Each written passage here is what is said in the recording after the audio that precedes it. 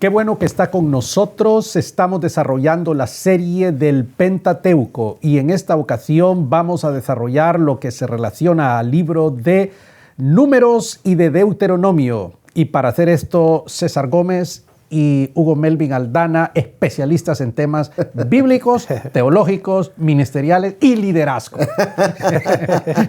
Ya con esas presentaciones. Y aún hay más. Y otras hierbas. Y otras cosas. Y otras hierbas, ¿verdad?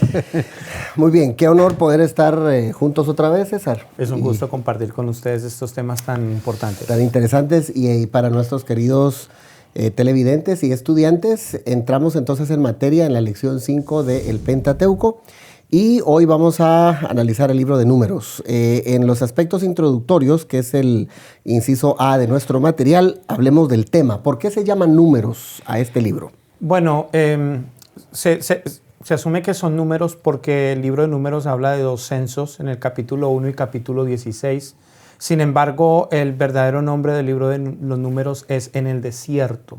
Ese es el nombre real del libro, En el Desierto. Pero se toma el hecho de que es Números por los dos censos, que relativamente el espacio que se le dedica a esos dos censos es literalmente muy corto. Doctor, ¿por qué estos dos nombres? ¿De dónde surgen el desierto y de dónde surgen Números? Claro, porque ese era en la costumbre judía, este tipo de libros los nombran por las primeras letras del idioma hebreo y entonces en el castellano es En el Desierto, pero los judíos griegos de Alejandría cambiaron los nombres griegos y entonces por eso pusieron Números. Hay dos partes en las cuales se divide este libro. La primera va del capítulo 1 al 10, que habla de los últimos días en el Sinaí, y la segunda parte del capítulo 10 al 36, que habla del viaje desde Sinaí a los campos de Moab. Hablando de la primera parte, los últimos días en Sinaí, ¿a qué se refiere o de qué va a hablar estos primeros capítulos? Es una conexión que tenemos que entender esto en su contexto y es una conexión con el libro anterior, ¿verdad? Porque el pueblo está en el monte de Sinaí, que realmente es parte del desierto igual, ¿verdad? Es la montaña donde Moisés recibe la Torá, donde el pueblo estaciona y demás, y entonces ahí están en un tiempo determinado, pero eso no es su destino final. Su destino final es la tierra que Dios le había prometido a Abraham. Entonces de ahí sale toda esa jornada, esa caminata desde el Sinaí hasta la tierra prometida, pero sabemos que tardaron mucho tiempo antes de llegar. Claro, de esta parte, profesor César, hablando tanto del censo, la organización del campamento, los levitas, la ley de los nazareos, ¿qué de esta parte te llama la atención que sería importante que nuestros televidentes y estudiantes puedan tener o puntualizar? Bueno, el primer censo es importante porque Dios le ordena a Moisés que cuente a los miembros del pueblo, precisamente porque recordemos que el desierto es una transición hacia la tierra prometida. Entonces, desde el punto de vista teológico, el censo es un tema importante, pero más allá de eso es que el primer censo nos presenta a una generación que eventualmente iría a experimentar el juicio de Dios, y el segundo censo es de una generación que sobrevive y que después tiene entrada a la tierra prometida. Hablando de este censo, doctor, ¿por qué se le llama o por qué se dice que es un censo más propiamente militar? Sí, correcto. Aquí solamente están las personas que van a la guerra. Personas que están en la edad de guerra, es decir, mayores de 18 años, menores de 60 años, y no se incluyen a esas personas después de esa edad, y antes de esa edad los niños y las mujeres no están incluidas. Entonces el censo arroja un número de alrededor de 600,000 y fracción de seres humanos, y entonces al incluir ancianos, niños, mujeres y demás, entonces tenemos una población arriba de los 3 millones de personas aproximadamente según los promedios. Y el primer censo arroja un número muy similar al segundo censo. Entonces hablamos de que todo ese conjunto de personas, ese pueblo estaba arriba de las 3 millones de personas. A veces uno tiene la idea como que fue un grupo mucho menor que salió de Egipto, ¿verdad? Pero podemos imaginar el tamaño de desafío que tenía liderazgo. Hombre, liderar a 3 millones de personas, si a veces nosotros con 20 en la iglesia estamos para correr 3 millones de personas, su alimentación, su salud, todos los detalles. Por eso este libro también algunos le llaman el libro de las murmuraciones, porque aquí vamos a ver cualquier cantidad de murmuraciones del pueblo por la comida, por la situación climática, contra Dios, contra el líder, y pasan una serie de situaciones contra Moisés. ¿Por qué? Porque no era fácil manejar eso. Es impresionante realmente el número de personas que salen, y ahora hablando ya del capítulo 2, la organización del campamento y lo que usted mencionaba en el programa anterior, la necesidad de tener una casta sacerdotal que ayudara también, porque aquí se habla de los levitas en el capítulo 3 y 4. Aquí ya tenemos el tabernáculo, y entonces el tabernáculo era algo que era móvil. Movible. Exactamente, entonces para oficiar las ceremonias se necesitaba que hubiesen oficiales, y entonces Dios escogió de entre las tribus a una específica, los descendientes de Leví, para que oficiaran en el tabernáculo, y ahí hay toda una organización sacerdotal. Fuera de cámara estábamos comentando la etimología de tabernáculo. Creo que valdría la pena saber de dónde vino la palabra, César. Sí, la palabra tabernáculo es un latín que es tabernaculum, que es un diminutivo, y viene de la palabra taberna, que significa cabaña. Es decir, que era una taberna móvil. Sí. Una taberna móvil. Muy bien, otro de los aspectos interesantes ahí, ya para pasar a la siguiente parte, es la ley de los nazareos. Sí, los nazareos eran aquellas personas que Dios llamaba y que se conocían por su cabello, pelo largo, y entonces que observaban ciertas dietas, no tomaban vino, ciertas comidas no las podían comer, y entonces estos eran escogidos de Dios. Quizás el nazareo más famoso de toda la Biblia es Juan el Bautista, ¿no es cierto? Así es. Sí. Pensé que iba a mencionar a Sansón. Sansón. Sí, Sansón era un nazareo también famoso, sí, pero por lo que representa, recordemos lo que dijo el Señor, de entre los nacidos de mujer, es cierto, no hay nadie más grande que Juan el Bautista. Así es. Bueno. Es impresionante esto. Al llegar a la parte del viaje del Sinaí hasta los campos de Moab, pasando del capítulo 10 hasta el 36, ahí tenemos, creo, muchos detalles importantes. En el punto 1, el viaje desde Sinaí a Cades Barnea en la frontera sureña de Canaán. ¿Qué aspectos de esos capítulos podemos resaltar más? Primero hablemos de Cades Barnea, sí, ¿verdad? Porque ellos comienzan la marcha desde el Sinaí, y Cades Barnea es una especie de oasis, ¿no, César? Así es. Donde estacionan. Pues es que los números no se pueden tomar literalmente, pero uno dice 38 años, ¿verdad? Porque hace sus cábalas ahí, pero eso no necesariamente tiene que ser así, de literal. Pero estacionaron muchísimo tiempo, porque ahí es donde muere una generación, y ahí es donde surge la generación que realmente es la que va a entrar a la tierra prometida, en el oasis de Cades Barnea. Y obviamente durante ese trayecto desde el Sinaí hasta Cades Barnea, es donde nosotros observamos las diferentes ocasiones en que el pueblo murmuró en contra de Dios, se quejó en contra de Dios, de Moisés, y cómo muchas veces eso le trajo consecuencias negativas al pueblo de Dios, juicios por parte de Dios. Ahora, otro aspecto importante cuando uno lee el libro de Números es las señales, la nube durante el día y la columna de fuego durante la noche. ¿Por qué es importante? Porque ahí hay una palabra constante que se repite, y es la palabra marchar. Cuando Dios le daba la orden a Moisés de que marchara, algunas veces marchaban de día, otras veces marchaban de noche. Y entonces estas señales representaban el respaldo de Dios sobre el pueblo de Israel. Ahora, nosotros no alcanzamos a tener en cuenta esa dimensión de que 3 millones de personas o más vieran una columna de fuego guiándolos en el desierto durante la noche y una columna de nube durante el día.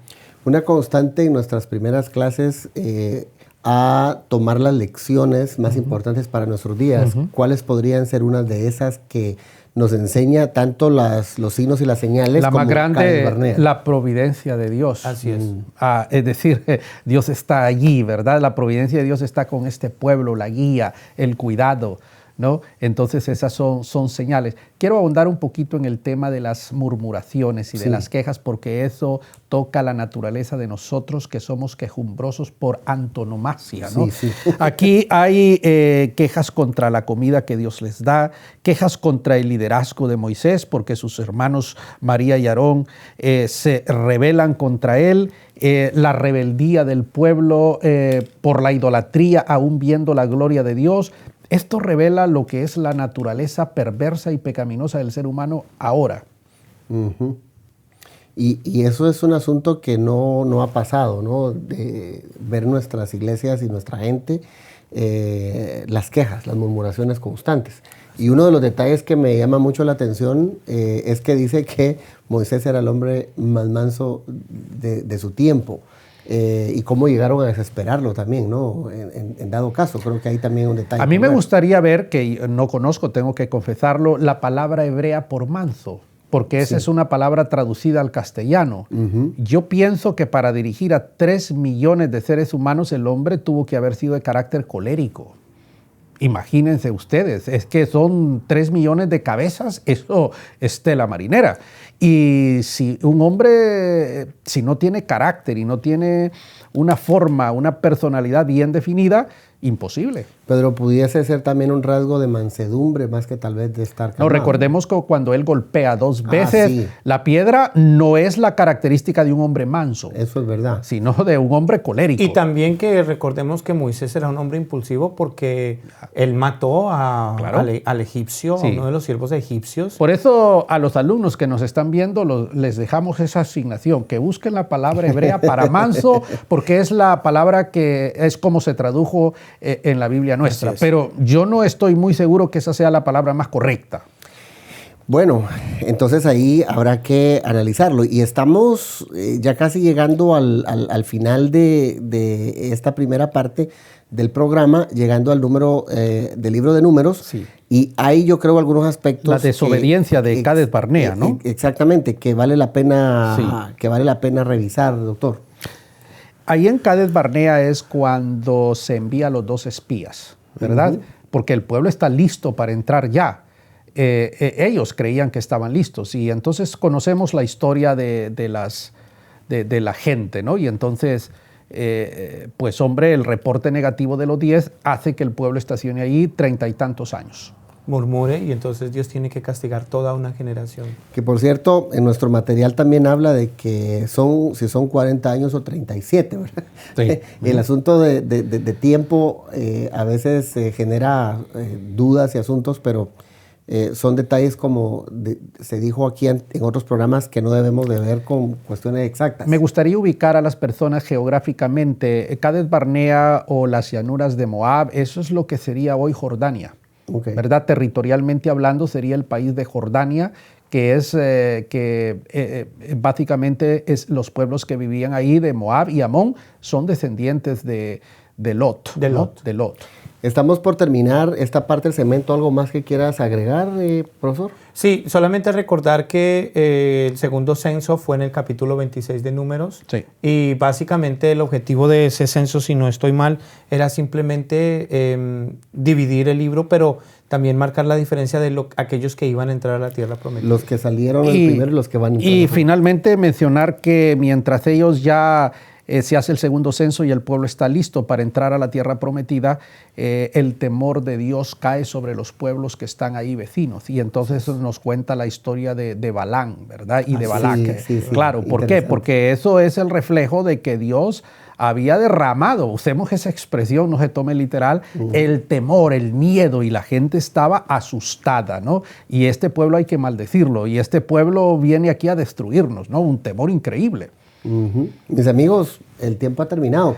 Creo que la conversación está interesante. Nuestros queridos amigos... Y hay que ir a una pausa, ¿no? Así es. Querrán seguir, pero vamos a la pausa mientras va a universidadparalíderes.com y busque el Diplomado en Ministerio Cristiano Pastoral y inscríbase. Volvemos de la pausa.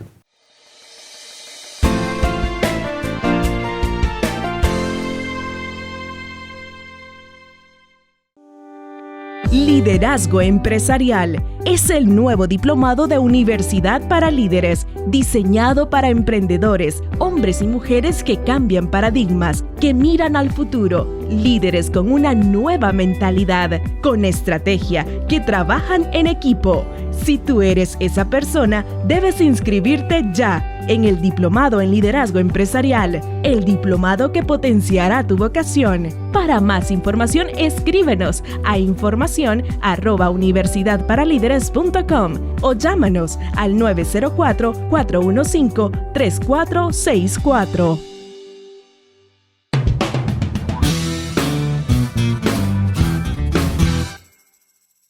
Estamos en la serie de Pentateuco y en este momento vamos a desarrollar todo lo relacionado al libro de Deuteronomio, es decir, la segunda ley.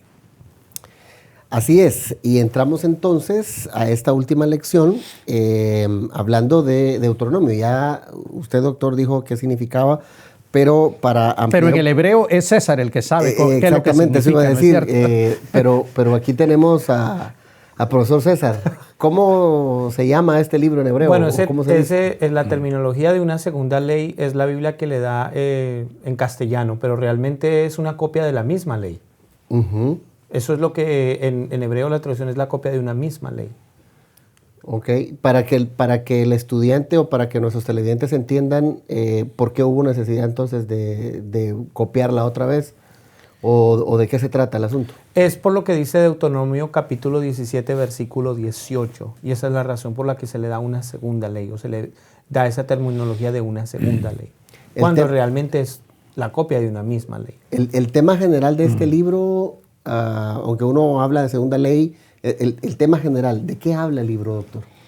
Habla de leyes, por supuesto. Sí. Evidentemente, es básicamente, todo esto es para preparar al pueblo para la entrada y a la tierra prometida, pero para que la ley se da para evitar la anarquía. La anarquía es el no gobierno. Entonces, la sociedad necesita para existir o coexistir pacíficamente necesita un cuerpo de leyes. Entonces viene Dios y les da una serie de leyes. Entonces aquí encontramos leyes civiles, leyes mercantiles, leyes penales, leyes sanitarias, leyes internacionales. Incluso es impresionante. Esta es una legislación completa que Dios le entrega al pueblo para que rijan sus vidas, porque lo contrario a eso es la anarquía. Todos los pueblos, evidentemente, de esa época tenían leyes, ¿verdad? Por ejemplo, el famoso Código de Hammurabi, son leyes que tenían las culturas de aquella época, los babilonios, los sumerios, todas esas civilizaciones. Pero esta ley, dada por Dios, tiene un alto contenido moral. Esa es la diferencia con las leyes de los otros pueblos, ¿verdad? Uh-huh. Porque aquí hay leyes religiosas, litúrgicas, entre las que ya mencioné anteriormente. Pero si ya se había dado la pregunta que está ahí es ¿por qué hubo necesidad?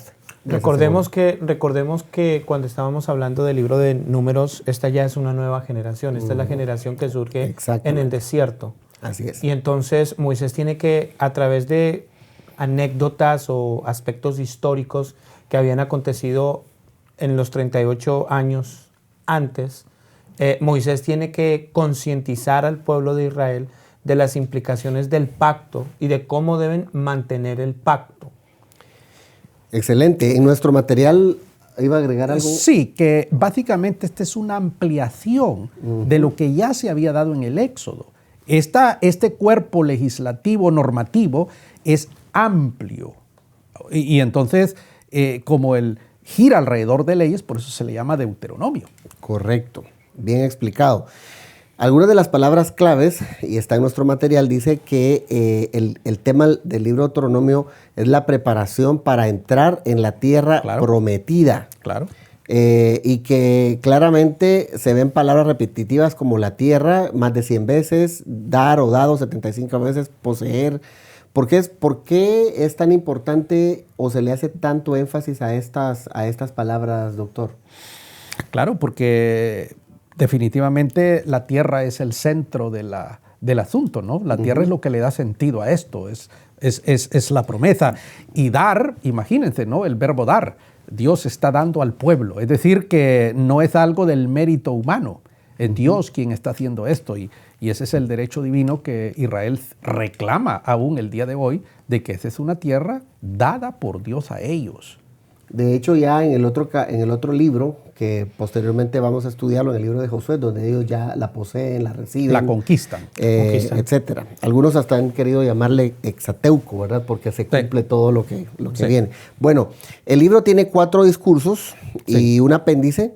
El primer discurso, obviamente todos son los discursos de Moisés y creo que valdría la pena darnos cuenta cuáles son las particularidades del mismo. El primero está del capítulo 1 al 4, el segundo del 4 al 26, el tercero del 26 al 28 y finalmente del 29 al 30 el cuarto. En el primer discurso se habla del repaso de la historia judía desde Horeb, Sinaí hasta Moab. Claro, porque el que desconoce su historia está condenado a revivirla. A repetirla, claro. Revivirla. Entonces, claro, es importante volver a repetir la historia, de dónde vienen, quiénes son, cuáles son los propósitos, porque ese es el fundamento histórico, filosófico, para que el pueblo entienda y pueda cumplir con la misión que Dios les ha dado. Una persona que está leyendo, a veces lo mismo dice, pero aquí como que viene repetitivo, y fíjate la aplicación que el doctor da con una sola frase. Quien no recuerda su historia puede cometer los mismos errores otra vez. Así es. Esa sería nuestra aplicación para el día de hoy. De la historia que se cuenta en estos primeros capítulos, ¿cuál consideras tú que sería de los detalles que a tu parecer te parecen muy significativos para nuestra gente hoy? Yo creo que, bueno, creo que es importante, uno, lo que dice el doctor, también el hecho de que la vida está constituida por principios.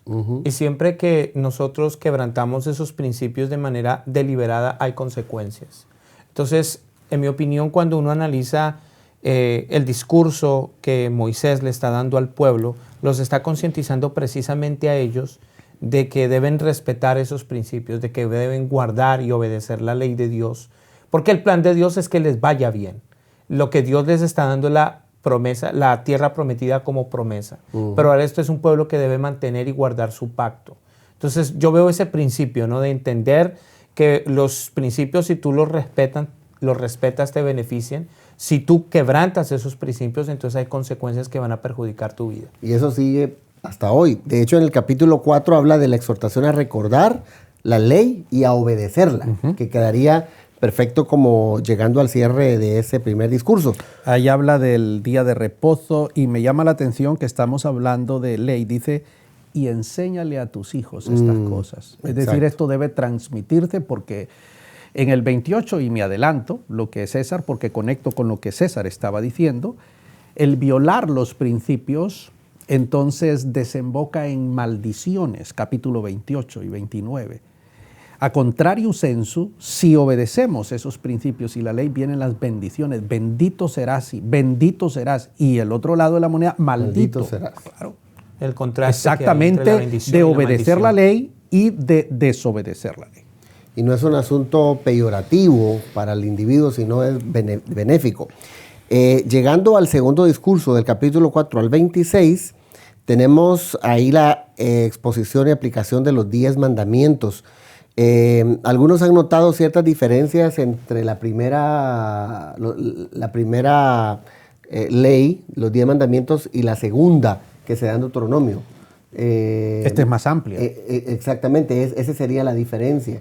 Porque algunos a veces han marcado de cómo que si es la segunda varía entre una y la otra. Sí. ¿Verdad? Y ahí se da lo que usted está diciendo. Aquí está hablando ya de cuestiones específicas como el día de reposo, por ejemplo. Así es. Nos está hablando de algo que es muy importante, el Shema. Porque esa es la gran diferencia entre la religión judía y todas las otras religiones de las culturas aledañas a los judíos, el monoteísmo. Es decir, el único pueblo en ese momento histórico en ser monoteísta. Todos los demás eran politeístas.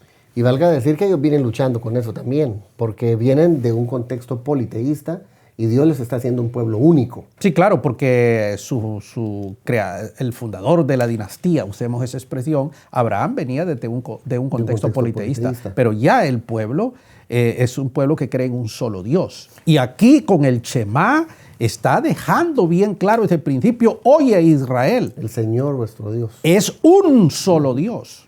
Y si, tomando lo que dice el doctor, cuando usted lee el libro de Deuteronomio, usted va a observar que en repetidas ocasiones Dios le dice al pueblo a través de Moisés, y Moisés concientiza al pueblo que una de las razones por las que Dios abomina a las naciones paganas y las está entregando al dominio de Israel, es precisamente su idolatría. Y ese monoteísmo es lo que va a distinguir la nación del pueblo de Israel. Y me gusta eso, dice que Dios va a guardar a sus hijos, bendecirá el fruto de su vientre, bendecirá el fruto de su tierra y quitará la enfermedad de su pueblo.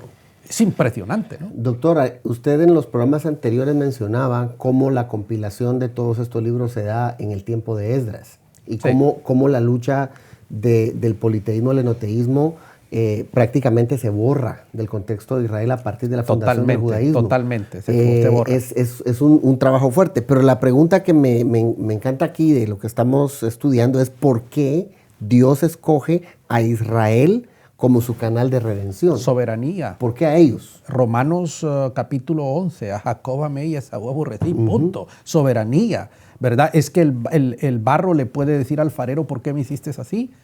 Y entonces termina el discurso en Romanos 11, oh inescrutables las grandezas de la sabiduría de Dios. Eso es soberanía de Dios, y soberanía es el acto mediante el cual Dios decide conforme le plazca su voluntad. Es algo que nosotros no podemos meternos en el asunto. Exactamente. Bueno, tenemos que ir un poco más rápido, sí, así es. Porque vamos al tercer discurso, tercer discurso, del 27 al 28. Ahí tenemos el orden de escribir la ley en piedras, la profecía de bendición, y usted ya mencionaba anteriormente este asunto, la bendición y la maldición, clarito ahí. Y eso de piedras no se tome literalmente, ¿verdad? Apliquémoslo, hagamos la analogía, y eso lo que quiere decir es que nadie puede cambiar esto, pues. Y esa expresión la tenemos, dice, no está escrito en piedra, es decir, se puede cambiar. Lo que Dios dice, sí está escrito en piedra, señores, no lo podemos cambiar nosotros. Es decir, dice, no matarás. Yo no puedo cambiar eso. Entonces, eso está escrito en piedra. Correcto. hay que entender eso, el ¿verdad? entender nuestro ahora, ¿no? Sí, pues no codicies la mujer de tu prójimo. Eso está escrito en piedra. Para que les quede claro. Por si alguien tiene alguna duda, ¿no? Bueno, vamos al cuarto discurso, que es el pacto de Moab, en el capítulo 29 al 30. ¿Qué es este pacto? Bueno, dices, el cuarto discurso, Moisés llama al pueblo a que se entregue y se dedique a guardar el pacto que hizo con Dios en Horeb, es decir, Sinaí, y le recuerda todo lo que ha provisto, porque la providencia, porque están a punto de entrar al desierto, a la tierra prometida. Entonces, hay que guardar este pacto. Excelente. ¿Algo que añadir a eso? No, básicamente el contraste que se hace a través de la bendición y la maldición, reforzando lo que había hablado el doctor anteriormente, ¿no? El asunto de los principios. Y yo solo quiero señalar, porque esto es importantísimo, cómo el redactor de este libro dividió esto en 4 discursos, en unas temáticas bien interesantes. Eso no es casualidad, esto nos dice que hay un hombre inteligente haciendo todo un trabajo, ¿no? 4 discursos, el libro de Pentateuco. Y el final del libro, que es el apéndice histórico del 31 al 34, donde aparece al sucesor. El sucesor, sí, el final de Moisés. Es la transferencia de la antorcha. Que es lo que aquí hablamos tanto de legado. Exactamente. Josué se había criado a las faldas de Moisés. Ahora llegó el momento de darle la antorcha y decirle, es tu turno. Representa la misión de Dios con honor. Así es. Y obviamente que el capítulo 34 pues no lo debió haber escrito Moisés, porque habla de su muerte. Exactamente. El redactor en la época de Esdras lo puso ahí. Punto. Exacto, así tan sencillo como eso, ¿no? Sí, así es. No hay más que decir ahí. Mis amigos, hemos llegado al final de la presentación del curso de Pentateuco, y para usted que no pudo ver toda la serie, le invitamos a que lo pueda ir y buscarlo. Inscríbase con nosotros en la Universidad para Líderes en universidadparalíderes.com. Muchachos, llegamos al final. Gracias. Gracias. Nos vemos en el siguiente programa.